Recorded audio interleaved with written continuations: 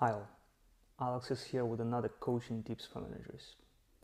Developing coaching skills is hard. Probably I will have another video to cover why specifically it's hard to develop coaching skills, but today I would like to talk about how can you improve your coaching skills. So what specifically can you do in order to develop them? So I give you several guidelines that you can use in order to become a better coach. So first one is start setting some developmental coaching goals. So for example, and I'll share this document with you, in the International Coaching Federation they have a document which specifies behaviors that coaches should demonstrate. So for example, things like being more silent and giving more space for other person to speak, or paying attention to emotions and asking people about their emotions they have in this conversation, or clarifying their goals more specifically in more detail. So you can set yourself to develop this precise coaching skills, and if you have a specific developmental goal, it's easier for you to practice it in this session or in series of your sessions. So this is one. Number two is record your sessions.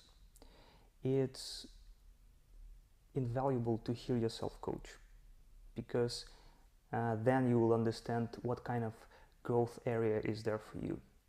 Of course, you should be ethical and you should ask for permission to record the session with your coachee, but it's going to be very useful for you if you would be able to record your session and then analyze them, or specifically, or even more, if you can transcribe them word for word. You will notice the things that you say which you shouldn't say. You will notice things that your clients say which you didn't notice at first. So you'll be able to analyze, why didn't you pay attention to this specific reply, or why did you ask this specific question when your client was talking about the other thing. So you will notice many more things which you didn't notice at first when you did the coaching. So this is the second one. The third one is find yourself a mentor. So especially in the ICF concept, mentor is the person who helps you to develop coaching competencies. So with mentors you can, and most likely will, analyze the kind of transcripts that you will do from your sessions. They will be able to listen to your session and give you feedback on how can you improve your coaching skills and what you should be looking at. So this is also very useful and very powerful way to develop. The next one is, especially if mentoring is not available for you, is try journaling. So before the sessions and after the sessions you can journal what is your goal for this session, for you as a coach, what you would like to achieve in this session, what kind of skills you want to concentrate on, and then after the session you can journal how well did it go, were you able to achieve what you wanted, what worked, what didn't work, and maybe just write down the outline of the sessions. What were the highlights?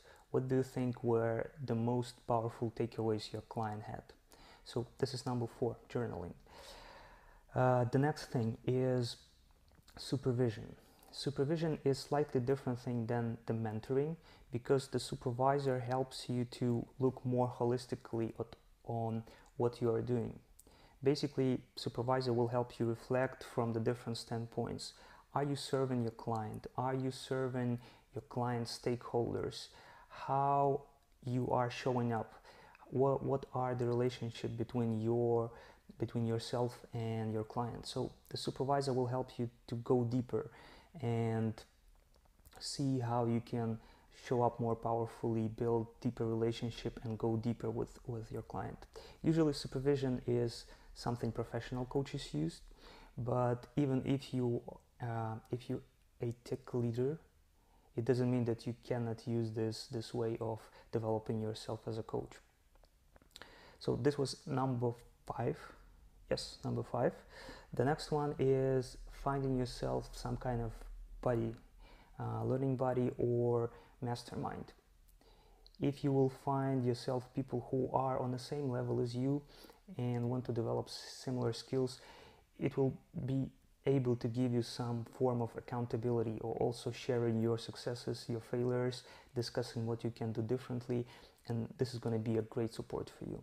So if you look for some kind of person who on a similar level, or a group of people like that, you can partner with them and get together bi-weekly or monthly and discuss your coaching development as well. And the last one is watching demos from more experienced coaches, watching demos from masterful coaches. So by observing people who are on a much greater level, you can observe certain things which probably hard to explain, but once you see them, it's easier to try to replicate them, to try to emulate them. Of course, you should be cautious, because some things, and sometimes it will seem like too simple, because masters already passed a lot of hours of experience, and some things could seem incredibly simple, but it's only because they practice it a lot.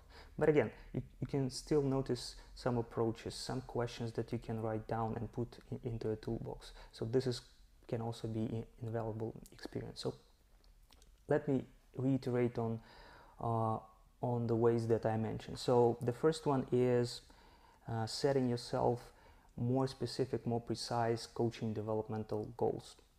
The next one is recording and analyzing your sessions. Number 3 is finding yourself a mentor. Number 4 is journaling.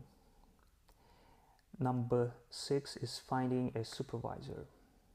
And number 7, buddies or mastermind group. And the last one is watching demos from more experienced coaches. And if you're looking for some support to get better coaching, most of those modalities of improvement are available in the community that I run.